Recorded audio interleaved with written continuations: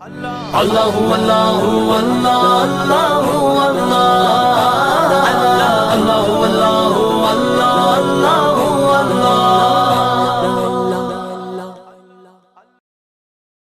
الحمدللہ کفا وسلام علی عبادہ الذین اصطفیٰ اما بعد۔ محترم ناظرین، آپ کا استقبال ہے انجی میڈیا سروسز کے اندر۔ چونکہ آپ جانتے ہیں کہ انجی میڈیا سروسز کے اوپر حضرت عمر بن عبدالعزیز رحمۃ اللہ علیہ کے شان کے بارے میں بہت ساری قسطیں آ چکی ہیں۔ یہ بھی 13ویں قسط آپ کے سامنے موجود ہے۔ جیسے کہ آپ جانتے ہیں کہ پچھلی کچھ قسطوں کے اندر حضرت عمر بن عبدالعزیز رحمۃ اللہ علیہ کے بارے میں یہ کہا گیا تھا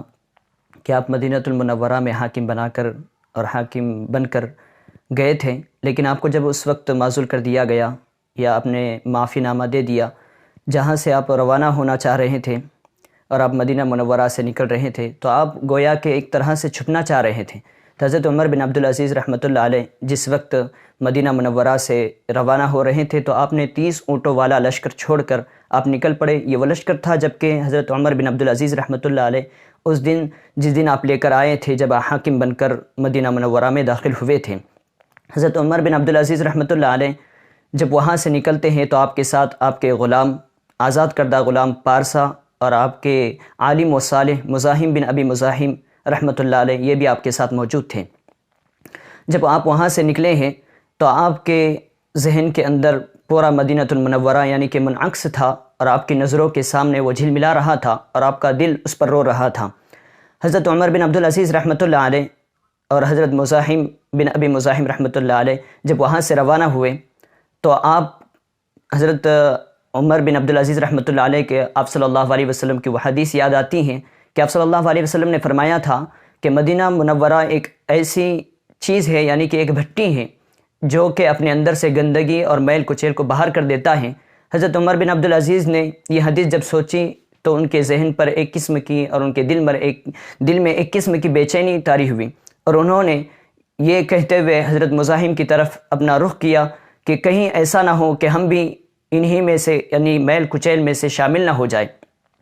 یہ کہتے ہوئے وہ اس سفر کی طرف روانہ ہوئے کہ جو راستہ ملک شام کی طرف جاتا ہے۔ پھر وہاں سے ہوتے ہوئے وہ سویدہ پہنچے، جہاں کہ حضرت عمر بن عبدالعزیز رحمۃ اللہ علیہ کا گھر بنا ہوا تھا۔ آپ اس میں داخل ہوئے اور وہاں پہنچ کر آپ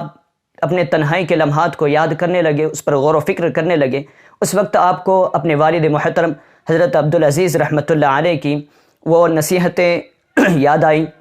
جو کہ آپ نے اپنے بیٹے سے کہا تھا، یعنی حضرت عمر رضی اللہ رحمۃ اللہ علیہ سے کہا تھا کہ بیٹا ہمیشہ اللہ سے ڈرتے رہنا اور اپنے مال کو حسب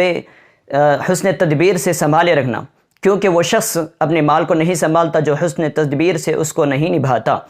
اور ہمیشہ نرمی سے پیش آنا، کیونکہ جس شخص کے اندر نرمی نہیں ہوتی اس کی زندگی خوشحال نہیں ہوتی بلکہ تلخ ہو جاتی ہیں، اور مقدور بھر اپنی خواہشات کو مختصر رکھنا، کیونکہ جو شخص اپنی مقدور بھر خواہشات کو مختصر نہیں رکھتا وہ خواہشات کا غلام بن جاتا ہے اور خواہشات اس پر غالب آ جاتی ہیں۔ یہ حضرت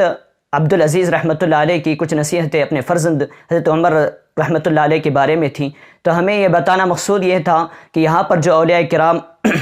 رحمۃ اللہ علیہ ہمیں نصیحت کرتے ہیں، یعنی کہ اس مثال کی طرح جو حضرت اشرف علی رحمۃ اللہ علیہ نے کہی تھی، حضرت مولانا اشرف علی تھانوی رحمۃ اللہ علیہ نے، کہ سمندر بکوزا، کہ ایک سمندر کو ایک پیالے کے اندر سمیٹنا۔ اس طریقے سے اولیاء کرام نے اپنے فرزندوں کے بارے میں اور تمام امت مسلمہ کے لیے کچھ نصیحتیں پیش کی ہیں تاکہ اس کو سمجھ کر اور اس پر عمل کرنے کی امت یعنی کہ اپنی طرف اس کو راغب کر سکے اور اس پر عمل کرنے کی کوشش کرے۔ اللہ تبارک و تعالیٰ سے دعا ہے کہ اللہ تبارک و تعالیٰ ہم سب کو اولیاء کرام کی قدردانی کرنے کی توفیق نصیب فرمائے۔ وآخر دعوانا الحمدللہ رب العالمین۔